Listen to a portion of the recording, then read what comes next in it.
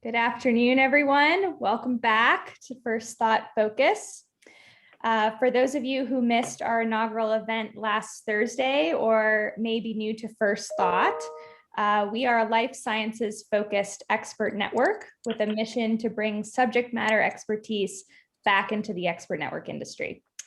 FirstThought Focus is our virtual conference series that aims to showcase the breadth and depth of FirstThought's experts, while also covering a wide range of topics that are relevant and important to our industry.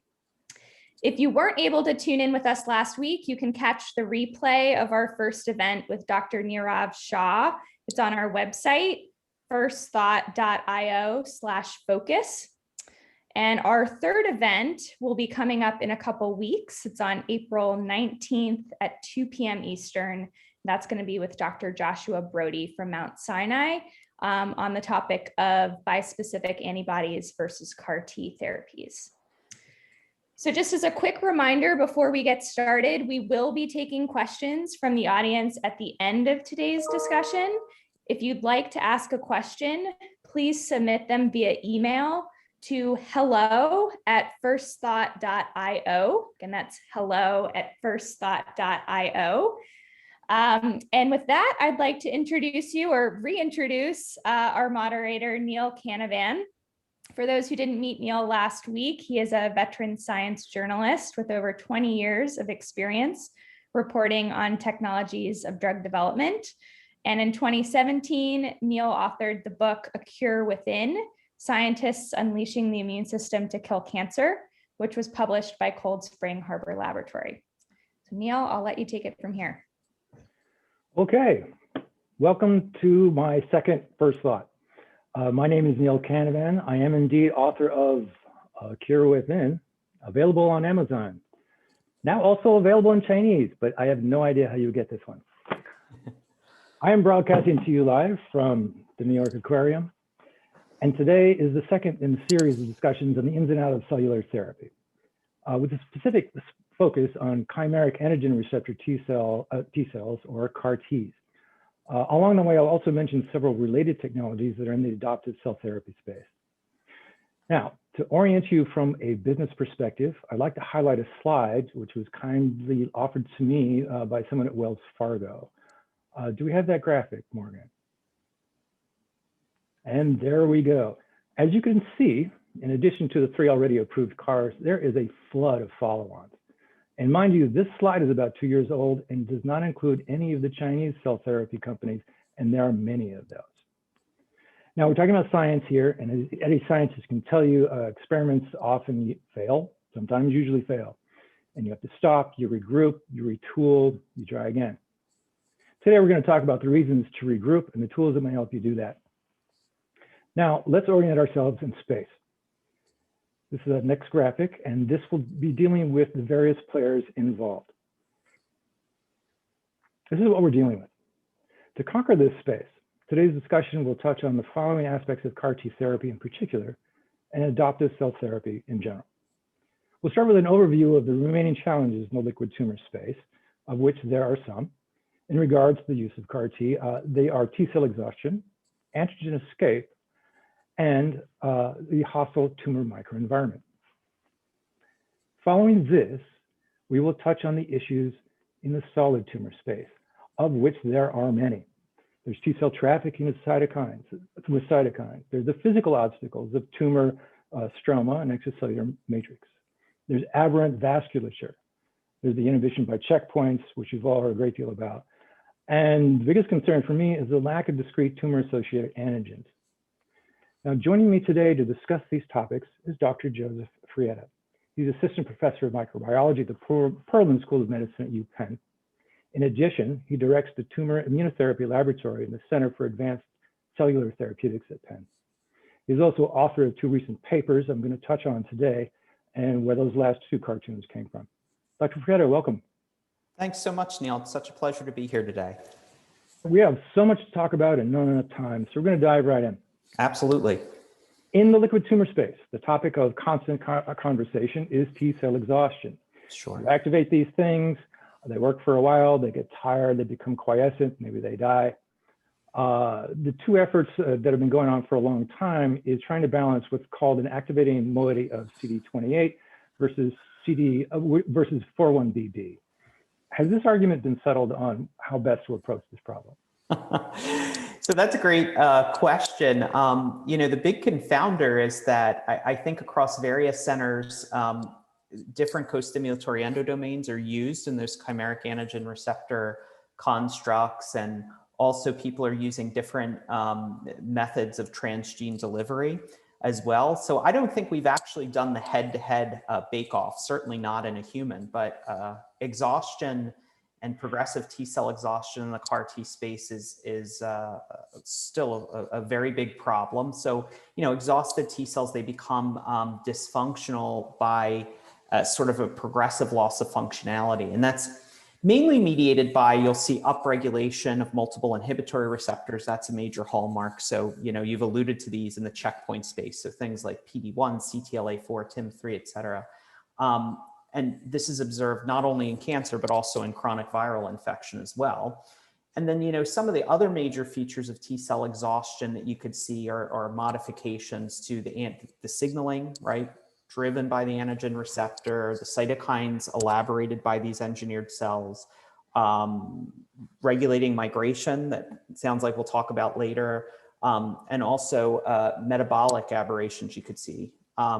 So I think, to answer your question more directly, a couple of years back, Crystal Mackel's group published a very lovely study showing that in the context of CAR T cells, CD28 mediated co-stimulation augments exhaustion, while 4-1BB co-stimulation actually ameliorates exhaustion. So we think that 4-1BB containing CAR T cells might be less susceptible to exhaustion, although there's still space for CD28 CAR T cells. Certainly, in a number of centers are advancing these products.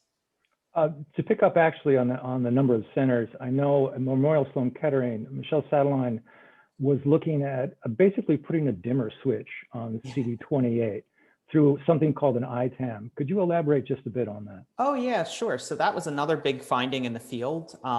So, as I mentioned, many of the conventional CAR constructs incorporate both CD28 and CD3 zeta signaling motifs. So, the issue though is that robust T cell activation drives exhaustion, and that can be exacerbated by, the redundancy that you're referring to of CD28 and CD3 zeta signaling. So in the approach, Michelle's group and other colleagues, they cleverly engineered CARs so that they're encoding a single immunoreceptor tyrosine-based activation motif, an ITAM, that in turn also ameliorated exhaustion and also directed the T cells to, I would say, favorable different fates, right? And that was accomplished by balancing sort of the effector and memory states of the CAR T cells to ultimately enhance the potency and persistence of those products. Okay, now I'd like to move on to another issue, which is antigen escape. Yes. And if you lose your target, you lose your efficacy. Right. You mentioned Crystal Mackel. Crystal, who was at the NIH, now at Stanford, she was working on something which was a dual targeting CAR of CD19 and CD22. Mm-hmm. Where are we on constructs that are similar to, or crystals are similar to that? Yeah, great question. So, antigen escape, it's obviously a big problem for CAR T cell therapy of certain indications, notably, pediatric and young adult acute lymphoblastic leukemia. And there are a number of mechanisms by which tumor cells can really evolve to downregulate the antigens targeted by the CAR T cells. So, it makes sense that administering these CAR T cocktails targeting multiple antigens like CD19 and CD22 that you mentioned, might be a favorable approach to circumvent these antigen escape problems. And I think, though, that the optimal composition of these products, that is how many different antigens that need to be targeted in particular indications, really still needs to be sorted out to a certain extent. So, we know, for instance, that targeting 2 antigens is better than targeting 1, and targeting 3 may be better than targeting 2. However, I would say that optimal CAR T cell product composition and manufacturing feasibility, cost, of course, all of these factors need to be carefully balanced with how many antigens really need to be targeted in any given cancer to circumvent this major escape mechanism. Okay. Now I want to move away from the CD19 CARs. It's seemingly almost all we hear about. There's so many companies chasing. It's now become a Me Too kind of thing. Right. Yeah, but it's highlighted just a couple weeks ago in New England J. There's a BCMA targeting CAR. This is in development at Bluebird for multiple myeloma. The results look pretty good. Everyone thinks it's going to be approved. So are there any other good targets in liquid tumors? Yeah, very excited about that data and that paper that came out. And I've heard this question a lot from people. So are we really out of other good targets in the liquid tumor space? And maybe the well is even dry in terms of good targeted antigens for CAR T cells. And I think that this may be a bit short-sighted simply because I haven't seen many systematic approaches to explore the tremendous amount of diversity on the protein end. So beyond just, gene level expression, but also on the protein post-translational modification and also on the proteome side of things. So, proteins derived from a single gene, as I'm sure you know, can have many different isoforms and all sorts of combinations of post-translational modifications. And all of these things can be potentially targeted with synthetic antigen receptors such as CARs.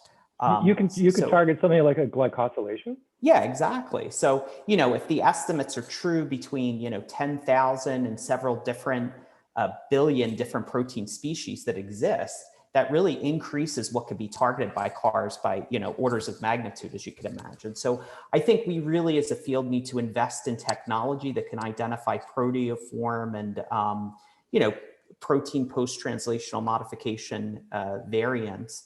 And we'll only accomplish that through really careful integration of bulk level and perhaps now even single cell data coming out on various tumor types. So I think that will be a game changer and fill and maybe even overflow the potential well of new different targets or forms of the same target.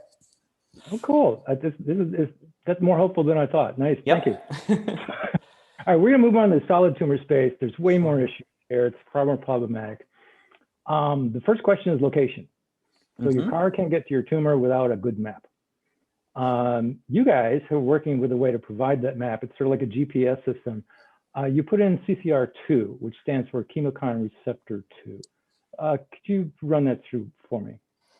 Yeah, sure. So I think what you're referring to, it was work done by a couple of my colleagues at Penn and also by some other groups as well. So, T cells, whether we're talking about endogenous T cells or engineered T cells like CAR T cells, of course, they need to traffic properly into tumors in order to adequately exert therapeutic effects, which we're all striving for. But the issue is that some chemokine receptors, so receptors for these chemokines, these mediators, that are abundantly expressed by tumors to potentiate that immune cell trafficking, they're only present on T cells at low levels. So introduction and really forced expression of chemokine receptors such as CCR2B in engineered T cells really addresses the issue of inadequate tumor localization that limits, I would say, conventional CAR targeting strategies by really getting these cells where they need to be, giving them the GPS, as you put it. Okay. Now let's say we got the GPS, we made it to the tumor. Now there's other things that are going to impede our access. The first being I want to discuss is the dysfunctional vasculature. This is a problem through all types of cancer. And the drug Avastin was created to target this problem. It allows the passage of small molecules and biologics after the vascular has been sort of straightened out, if you will. There's a different signal being deployed in CARs. Rainier Brenschen's also at Sloan. He's proposing incorporation of IL-12, what he calls an armored CAR, and this will somehow affect VEGF signaling and therefore the vasculature. What do you think of such approaches? So I assume you mean, delivering the cytokine IL-12 into the tumor using T cells genetically engineered to express a CAR against the VEGF receptor, right? Correct. So thanks. So yeah, This, I think, may be a very good approach. T cells co-transduced with anti-VEGF receptor 2 CAR and constitutively expressing single chain IL-12. So that's been published. It's been shown that these engineered cells can drive tumor regression of multiple different tumor types by really giving the T cells a cytokine that induces powerful anti-tumor effector function. So this is the IL-12. So I think that the advantage of this approach is that really you don't need to administer, IL-12 systematically. That can be very toxic. So T cells constitutively producing IL-12 are really localized to tumors by virtue of the CAR targeting the vasculature, which would really eliminate toxicity associated with systemic administration of cytokines like IL-12, at least to some extent. Okay, cool. Now another access issue is the extracellular matrix in the tumor stroma, which in some tumors like pancreatic tumors, for instance, it's sort of like a wall of thorns. You're just not going to get your therapeutic in there. One of the approaches I've heard about is using an enzyme called hyaluronidase to sort of chew up the wall. Another one is called FAP. If you could give us a snapshot of those two and remind me what FAP is, because I forgot. Oh, okay, sure, yeah. So of course, to be effective or to have a chance at all, the CAR T cells need to infiltrate into the tumor bed. And that's often impeded, as you talked about, by these physical or stromal barriers made by tumors. So there could be these very formidable extracellular matrix structural components surrounding the tumor microenvironment. And the challenge is that it's really a network of biochemically distinct components. So you can have fibrous proteins, glycoproteins, polysaccharides, all of that. For the first approach, increased levels of one of those components, hyaluronin, really leads to reduced sort of elasticity of the tumor tissue. And what that does is it increases the interstitial fluid pressure. And there were a lot of old reports showing that the addition of hyaluronidase, like you talked about, to chemotherapy regimens could significantly improve efficacy, right, of your therapy. So one approach may be to use the hyaluronidase sort of delivered locally in some way to target that ECM component, that extracellular matrix component, to potentiate the infiltration of therapeutic T cells like CAR T cells. And then I think your second thing was FAP, right? FAP. Yeah. So most CAR T cells, the ones that we're really familiar with, are genetically engineered to target antigens on cancer cells, but there could be other antigen targets expressed on some of these components of the extracellular matrix that are non-malignant, like stromal cells, right?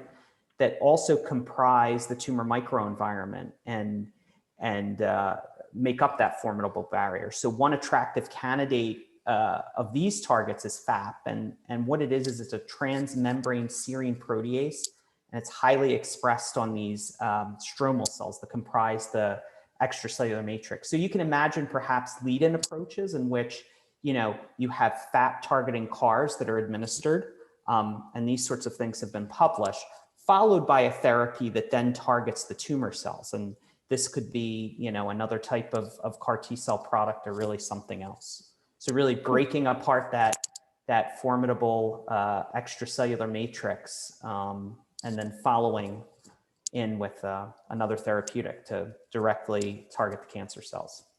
Oh, cool. Actually, the hyaluronidase, you reminded me, there was a company called Halozyme, I think it's still out there. Yeah. And they've been working on this for a long time. Right. So the next I want to talk about is the expression of the CAR, a way of delaying the expression of the CAR until you get to the tumor bed, and perhaps this would lessen the exhaustion issues. Okay. One idea of doing this is to use hypoxia. Now, there's low oxygen levels in these tumors. That sends out a signal which can be detected. And I suppose you could put a switch on your CAR for that. Mm-hmm. What do you think? Yeah, it's really a cool approach, especially if you have a risky target, right, that's expressed on normal tissues. So you would want kind of that switch induced by low levels of oxygen. And that's sort of because of their, necrotic regions of tumors, they're devoid of blood vessel innervation. they have, low oxygen, these low oxygen pockets. So these are the hypoxic regions. So one approach that I've seen is to have CARs and other sorts of molecules that potentiate CAR T cell function, only expressed in the setting of hypoxia. I think for these to be successful, you need a tightly regulated system. But if you could achieve that, you could imagine that this can form a very unique tumor sensing type CAR T cell product. And such a system would really give you a higher degree of tumor specificity than what's out there now. So it's a very interesting idea. All right. Now onto what I see as the biggest problem in the solid tumor space, and that's tumor heterogeneity. To kill all the cells in a tumor, especially the Mets, you have to hit all the target antigens, and you may not even know what they are. So to address this, I'm going to steer away from CARs, if you will. And I want to briefly discuss a few other approaches in this space. The first is TIL, tumor infiltrating lymphocytes. This was pioneered by Steve Rosenberg at the NIH, and it's now in a company called Iovance. There are several others now. Sure. This has always made a lot of sense to me because it lets your own T cells pick the target of choice. Now, for those new in the space that are listening, if you could briefly tell us what a TIL is and how it's being used as a therapeutic. Oh, sure, yeah. So as you said, TIL stands for tumor infiltrating lymphocyte, right? And I think the approach that you're referring to involves resecting a tumor and isolating T cells that are there. And that's usually followed by ex vivo expansion and high levels of growth factors like IL-2, and then reinfusion of those tumor-specific T cells back into patients. And as you said, it's really a pioneering approach in cellular immunotherapy for cancer. It tends to work best in tumors that have a high mutational burden, indications like melanoma. That is, tumors in which there are a lot of tumor-specific neoantigens or new antigens for endogenous T cells to recognize. So administration of these TIL products has led to pretty remarkable and sometimes even curable anti-tumor responses. It hasn't been broadly applied, I think, because not all tumors, make sufficient numbers of neoantigens that TILs would respond to. Another issue is that TILs, when isolated, they're often exhausted, which we talked about, right? So you need to get these to expand in culture. That's a huge challenge. And you also need to condition patients with sometimes rather toxic regimens to potentiate TIL engraftment. And these are just some of the challenges that I think may prevent a broader application. But I'm still very optimistic about TILs as effective therapies for advanced cancers. That answer actually anticipated my next question with the broader application. They are using it at Iovance. They have late stage data for cervical and head and neck, but that's HPV. Yeah, okay, so that makes sense to me now.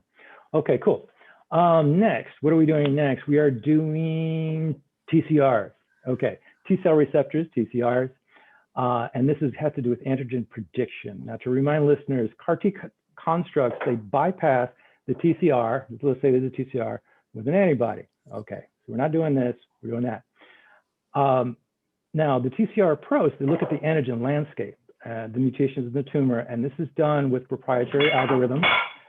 And it predicts what targets would be best and then genetically designs the T cell receptor to go after them. Metagene does this, Adaptimmune does this, a few others. My issue with this is the proprietary algorithms. Plus, I suck at math.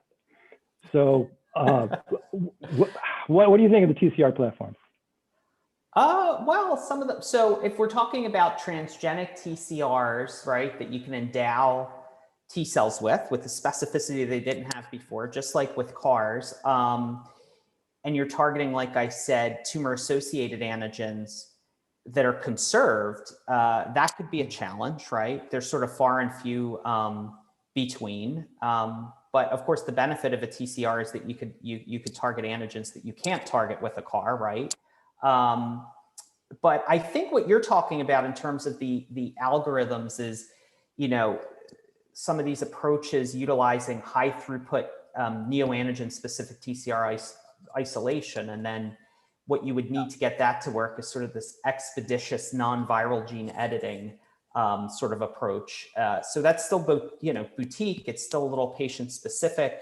And really, I think the success is impacted by how quickly, the success and the viability of such a product is impacted by how quickly that neoantigen specific TCR isolation can be done if the antigens are not known. And then TCRs, engineered TCRs come with their own challenges, namely that those transgenic alpha and beta chains for alpha beta TCRs can mispair sometimes with endogenous TCR alpha and beta chains, and that could affect the affinity or really overall avidity of your T cells for antigen recognition.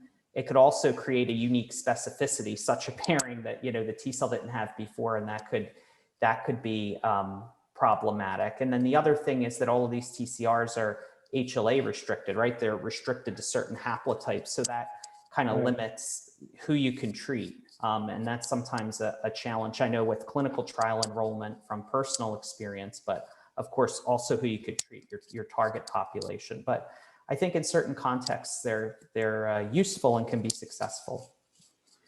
Okay, I want to wrap up with something that I also like a lot, which is called oncolytics. Now, this approach uses a virus, for example, reovirus. This is actually being used by a company called Oncolytics Biotech. The idea is you infect cancer cells with a virus, and when the tumor cells die, they release tumor-associated antigen. This is taken up by the immune system, which has then educated your T cells on what to look for. Again, it's agnostic. Your immune system figures out the problem. Theoretically, this method is more likely than most that we've mentioned as far as what's called antigen spread. There's a company called Replimune that I believe demonstrated this in their data at ASH.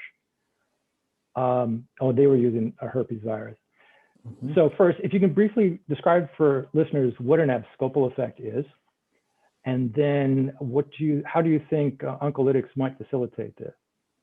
Yeah, sure. So I think of these as sort of another potential lead-in approach that can be combined with CAR T-cell based therapies. So you can have, additive or therapeutic effects with oncolytic viruses and CAR T-cells, or hopefully even synergy if the virus potentiates the effects that you're referring to, namely, epitope spreading, the spreading of new antigens, right? And in this setting, you can have a contribution perhaps of the endogenous T-cell mediated anti-tumor response along with your CAR T-cells that are directed against, a very defined antigen. So oncolytic viruses can also be engineered to deliver payloads to tumors that can, help with ameliorating those formidable barriers that you talked about in the tumor microenvironment, or they can be engineered to deliver things that could boost CAR T-cells locally, right at the tumor site. So it also gives you specificity there as well, and maybe increases the local concentration of factors that can potentiate optimal CAR T-cell anti-tumor function. If we could geek out for just a second of a follow-up on that, yeah. How come herpes, when you introduce it, only infects tumor cells? Yeah, so one mechanism of specificity of oncolytic viruses can be, there are many mechanisms, but there could be pro-apoptotic targeting. And there are a number of viruses that delay apoptosis of infected cells in order to assist their replication, right? That kind of makes sense. So these viruses encode certain proteins which alter, I would say, the activity of important regulators of programmed cell death, such as, these major gatekeepers like P53 and retinoblastoma protein. And they're viral proteins, so I could think of notable adenoviral proteins. These are types of viruses that could be used in this setting.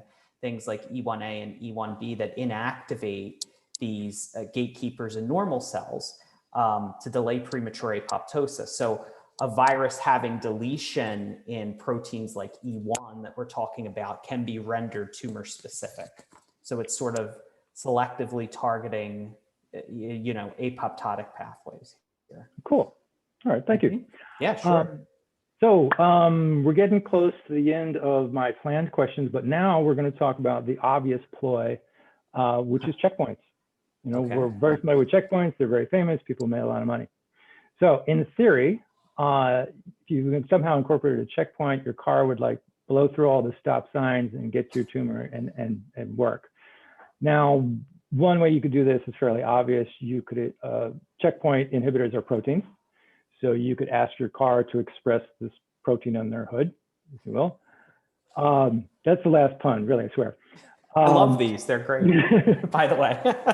Okay, so that's all really straightforward. A number of groups are doing this. Next, there's another thing. I hate to go back to Michel Sideline, but he's one of my favorite people. Me too. He's using something called a dominant negative. Prasad is also from Kettering using this. How does that work? Oh yeah, so I think you're referring to a specific paper that they had, and it's related to checkpoints. So, you know, the group was really focused on repairing the defect observed in tumor infiltrating CAR T cells. They used the CD28 co-stimulatory endodomain in their CAR T cells. And what happens with those when they go into the tumor microenvironment is that some of these immune checkpoints like PD-1 become overexpressed. So what they did was they co-expressed PD-1 with sort of a truncated intracellular signaling domain, and that counteracts the inhibitory signaling conferred by, you know, endogenous PD-1. And that's probably, you know, that effect happens because there's competition for PD-L1, the ligand of this inhibitory receptor, by the dominant negative receptor that they're engineering. And so when they did this, go ahead. Is that, so it's a trap? It's sort of a competitive inhibitor. Yeah, so you have a truncated intracellular signaling domain. You're overexpressing this truncated PD-1 molecule, right? So it's out competing the endogenous, because at the time, I don't think we could easily do CRISPR when that paper was published. So you can't really delete the endogenous. And so that's why you overexpress this dominant negative. And what that did was, you know, the strategy resulted in really augmented activity, anti-tumor activity of their CD8 or CD28 rather, endowed CAR T cells. And that significantly improved in vivo anti-tumor efficacy, even with a single administration, as I remember. So it's a pretty neat approach. Okay, and now as promised, we're going to talk about your paper. All right, everybody get ready for a screenshot. Oh. That's the paper. All right, well, wait a minute, hold up. Yeah, screenshot, there it is. Okay, got it. We're going to talk about this. You used the word CRISPR. Gee, no one's heard of that. So tell me, run me through the paper. What'd you do? Yeah, sure. So, you know, the CRISPR, of course, it's a big deal. It allows us to easily edit DNA sequences, to alter gene function, and it could be easily multiplexed too. And it has numerous therapeutic applications, too many to even mention here. But last year, you know, we published the first human trial involving multiplex CRISPR-based genome editing. And this was also done under full FDA approval, which is very important. The product wasn't a CAR T cell product like we were talking about. It was instead a transgenic TCR T cell product. Oh. That's where the experience I with patient enrollment that I mentioned came in. But, you know, I'll just highlight that the trial really clearly demonstrated the safety and feasibility of treating patients with genome-edited human T cells.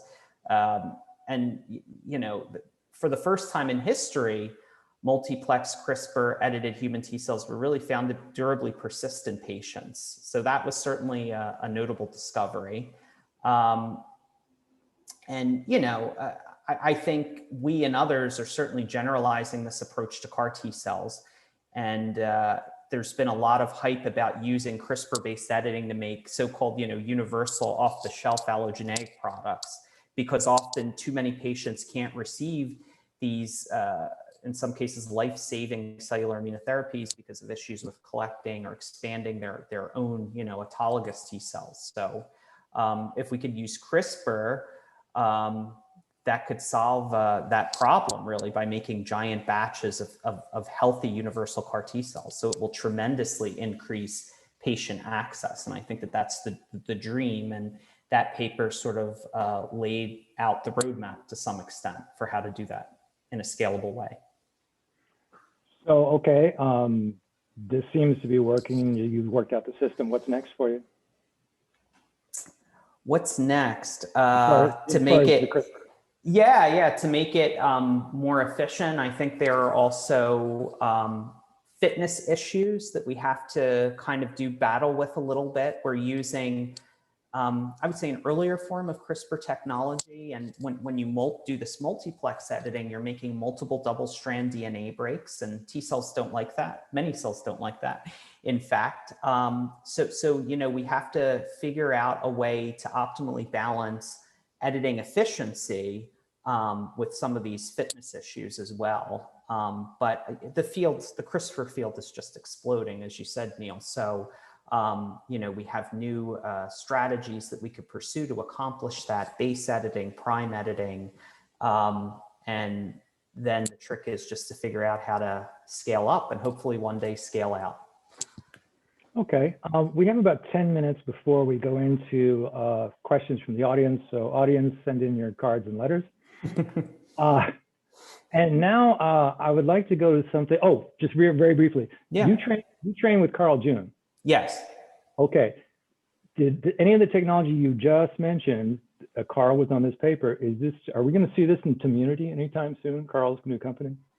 I don't, I'm not a stakeholder in Community, so I don't know if I can, I don't know what they're advancing necessarily. So the only thing I've seen is probably what you've seen, which is restricted to the public domain, but hopefully I would hope, right? That was very diplomatic of you. Okay. There's one more thing I definitely want to talk about, and this is also kind of geeky because I love pathways and I love mechanisms and I love cartoons. Morgen, do we have that last cartoon? Not Brutinib. Ta-da!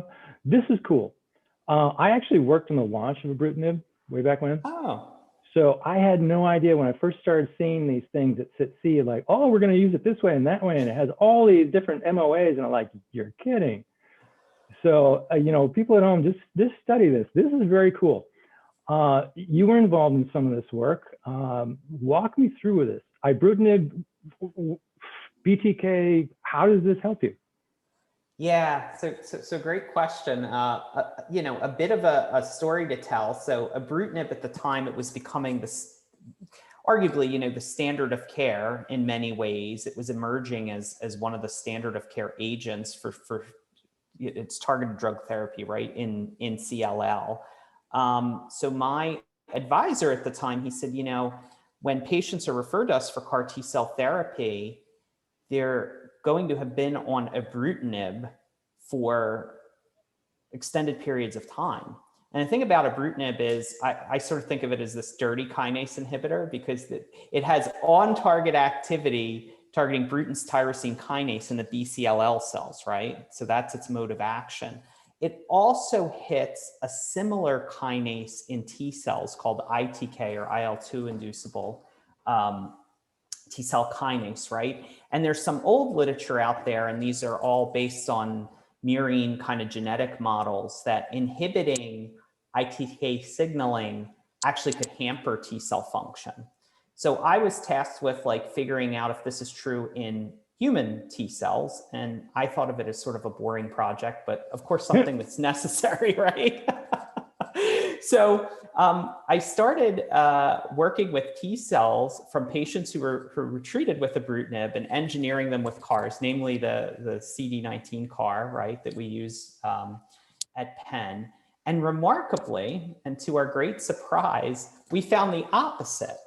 That is, patients who were treated with ibrutinib for several cycles, when you isolated their T cells and then you turned them into CAR T cells, right, they were much more potent than baseline cells, right? So derived from the same patient. That was before their ibrutinib therapy because we had serial samples thanks to our colleagues at Ohio State University, namely John Bird. So I brought this to my advisor and he didn't believe the data. I did it with 3 Wow. patients and he said, yeah, you like mixed everything up, right? Do it again. It's like serendipitous science, the best kind of science, right? When it's an unexpected result. So we did it and then we reproduced it over and over and over again. And then, I went back to my advisor and he said, I think we have perhaps a very effective combination therapy here. Wow. So, and in fact, we did, and we've done the trials at Penn and other folks, are doing the trials at other centers too. And it seems like, although we haven't ironed out all the mechanistic underpinnings of this, that the combination of ibrutinib with CAR T cells can be highly effective, right? In indications like CLL. So, Well, this is pretty cool because when I started seeing this data, I did not realize it was you. Oh, that's nice of you to say. Yeah. Oh, wow. Very good. Connect the dots. I love this. Yeah. All right. We're just a couple more. We have 5 more minutes before we open Sure. up the phone lines. Let's see. Point of care manufacturer. This came up on the first call where I asked the individual, so Miltini Prodigy is like, do you use the Miltini? I do not personally in my lab, but others do. All right. So yeah, I mean, My colleagues do. anytime I hear of anybody tweaking their machine, it's a Prodigy machine. If there are competitors, I'm not aware of them. So the conversation went along the lines of, we're trying to get the CAR T out to the wider community. And at the same time, we're trying to bring down costs. And we're also trying to bring down time to manufacture, or from vein to vein, as they will.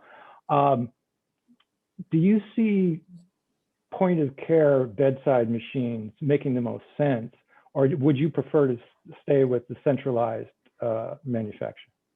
So I think only time will tell. I mean, I'm hopeful, and I think that there's great promise, perhaps, for point of care manufacturing in the future through this, sort of a decentralized manufacturing process where you could have smaller, even community hospitals or centers doing this very complex CAR T cell manufacturing. It's only going to happen through advancement of great technologies like you're talking about. But then I think, we'll have to wrestle a bit with kind of batch consistency, right? I mean, that's important. And that's always the argument against decentralized manufacturing. But if we have really great SOPs and really great devices, I do think that it's achievable, and maybe we will get there. All right. Next question, and this has to do with one of your colleagues there at Penn, Sargil. Yeah. Okay. So I've met Sargil a number of occasions. Very impressive young man. He's great. Yeah. And I can say young man because I'm an older man. So, and this might lead into a couple of questions. He's not using T cells. He's using macrophages. And he's putting constructs in a macrophage. Yeah. Why would you want to do that? Oh, by the way, and there's a company here too called Charisma.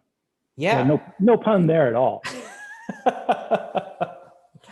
Well, I think, macrophages that are redirected with CARs, this could be a very attractive therapeutic approach, right? So this could be sort of an off-the-shelf product that we were talking about, kind of another way to make a universal product. And obviously macrophages, get to tumors very easily, unlike T cells. So boosting them with sort of a genetic redirection strategy can potentiate that. And you can also, sort of redirect their activity to sort of attack the tumor.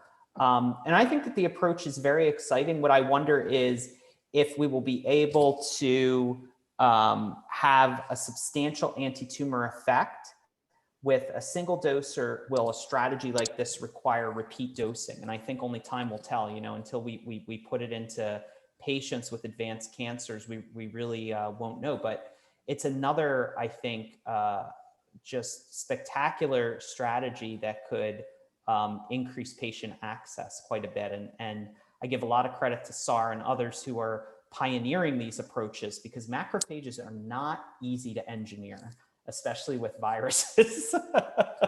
So. Yeah, how about scale their lifespan? I mean, T cells can live for a much really long time. shorter. Yeah, much shorter. And that's the thing, you may not get, of course, memory there, right? Like T cells can remember, they can persist as sentinels, but it all depends on the indication, whether or not you need persistence of your engineered cells. So for certain indications, if you can eliminate every single malignant clone, right, with a couple of doses of CAR macrophages, then you really don't need persistence. Whereas in other indications, I think you do, and T cells might be the optimal platform there.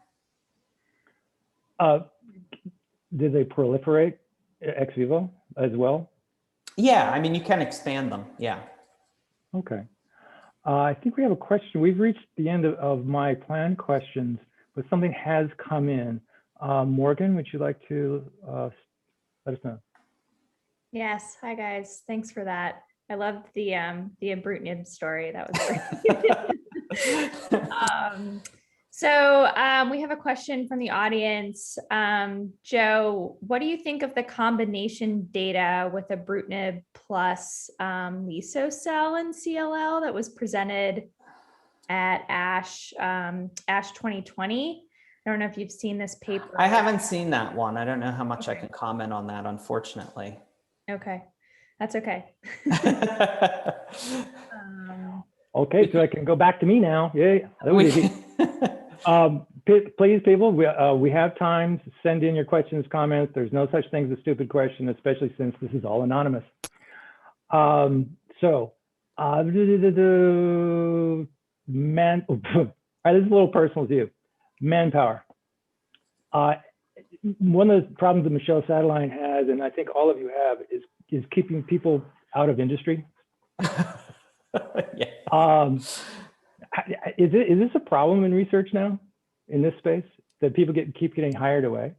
Big time, and in the cell therapy space too. And it's because, it's so specialized, right? The training in cell manufacturing. So it takes quite a while to get somebody up to snuff with being able to manufacture products for patients, patient-specific products. And,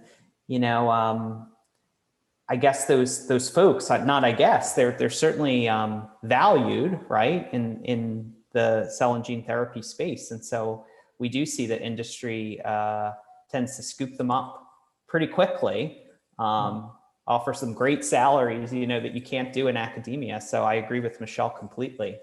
It's sort of tough to, retain them in the academic space. Another problem that's come on my radar, I have a specific example that I probably shouldn't say. I witnessed somebody who was presenting data to me. This was a company that was pitching me. And it was a Chinese company that said, well, we're going to do X, Y, and Z, and this is our technology. And I'm looking at him like, that's not your technology. Because I know the investigator who did it. Right. And I confronted him. And he said, well, don't worry about it because we have blocking patents in Europe.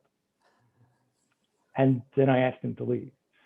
Are you concerned now? I mean, this is a global effort, right? Right. Everyone all over the world is doing it.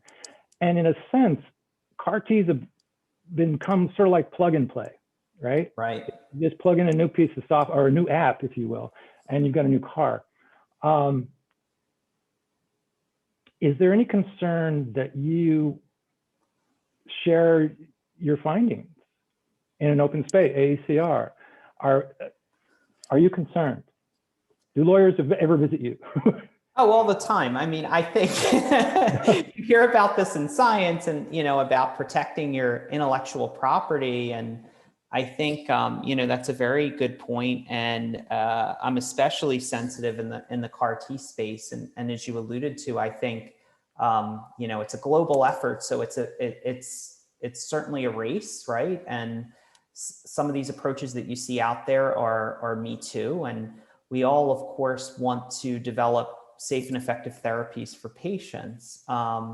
What's very important is that we do, of course, these phase 1 safety trials, right? And first in human trials. And unfortunately, regulation and these regulatory agencies, there's no sort of standardization, unfortunately. It would be a dream if there was, right? And so I would say in some places of the world, it's easier to do first in human trials and to take these technologies that maybe are not even at the level of maturity that we've seen,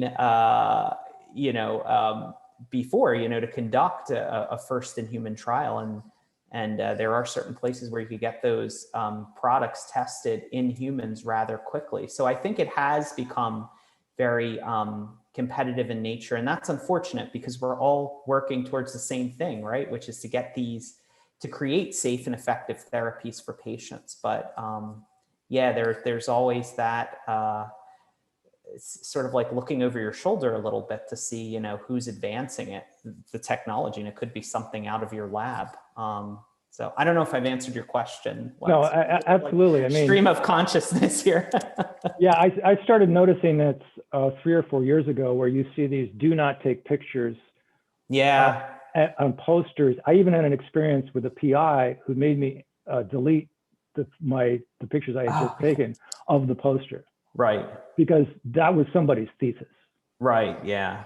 So we have a couple more questions that have come in. Yeah. Morgan, you want to jump on that? Hopefully I can answer these this time.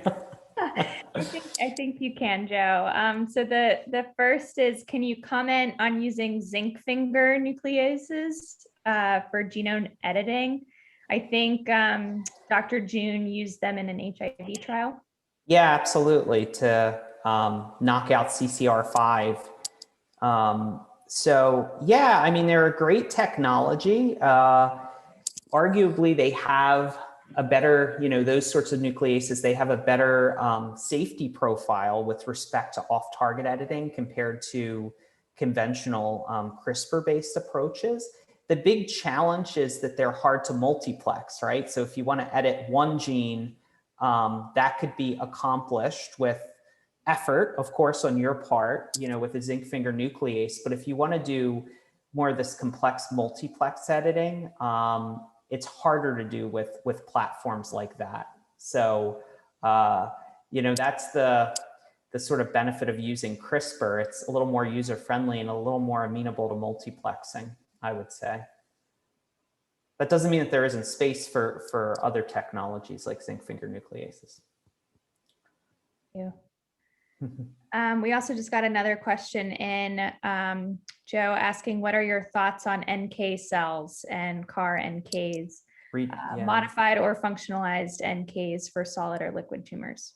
Yeah, redirected. I think that the data that's emerging is very promising, especially, it sort of goes back to the engineered macrophages, Neil, that we were talking about a little bit. But with NK cells now, I think there's good data out there showing that you can achieve a longer term persistence with NK cells. And, it's similar to what I said about the macrophages. If you have certain indications where you don't need years and years of persistence to keep somebody into remission, but if you could administer these products and remove all minimum residual disease with a single or multiple administrations with some degree of persistence, I think that they would be great products. And also they could be universal, sort of off the shelf in nature as well, relative to, it's a bit of a harder push with T cells, right? Because you often have to do all of this editing.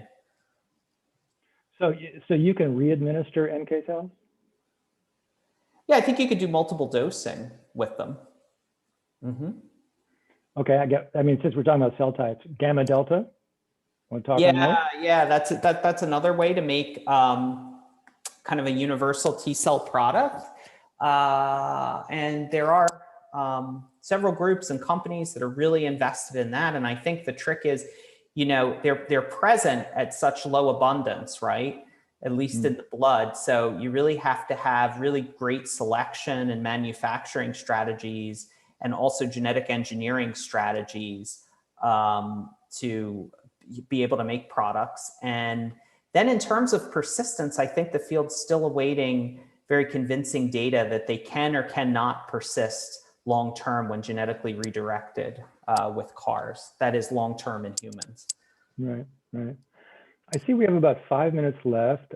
We've gone through the questions so far that we've got in. There's still time if you want to ask a question, but I think I'm going to go ahead and use this time as a lead in to next week.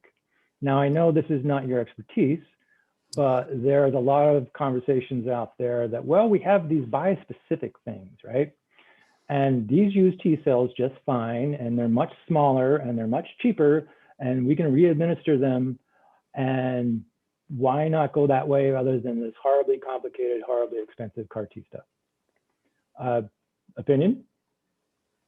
I have several opinions. I mean, I think that, there's certainly space for bispecific products. Of course, you have more of an issue with how much you can administer. And I don't think that they can access tumors as well as, living replicating drugs like T cells.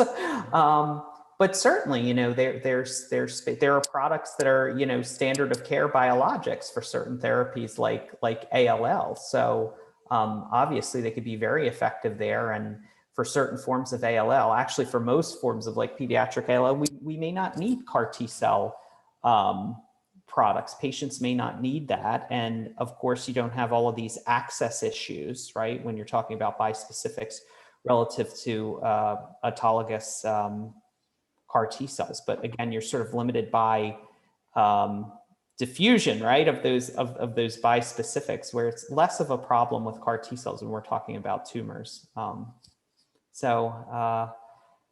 Yeah, I think we could have the best of both worlds. I mean, obviously, I'm a little partial because CAR T cells is my bread and butter, but I'm not short-sighted. So I think we can have the best of both worlds. Morgan, we have one more question. Yeah, we actually have two. Okay. So the first is, Joe, what are your thoughts on leaving B2M intact, completely deleted or partially knocked down? And if you have a strong conviction on any particular strategy, I'd love to hear it.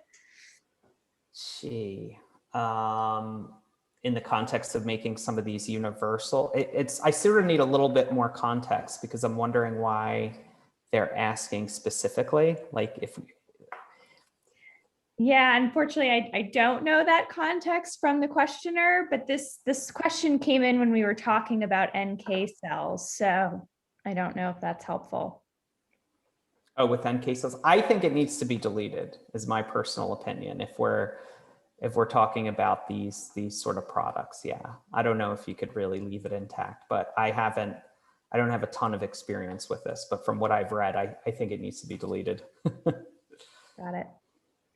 And then we have another audience member who wanted to go back to zinc fingers. This questioner said that Sangamo achieved 91% multiplexing with 4 components, which I think was the partnership or basis behind the partnership with Kite and Gilead. So just wanted to get your thoughts on that. So how long did it take them to do that is my reply. And I think they know.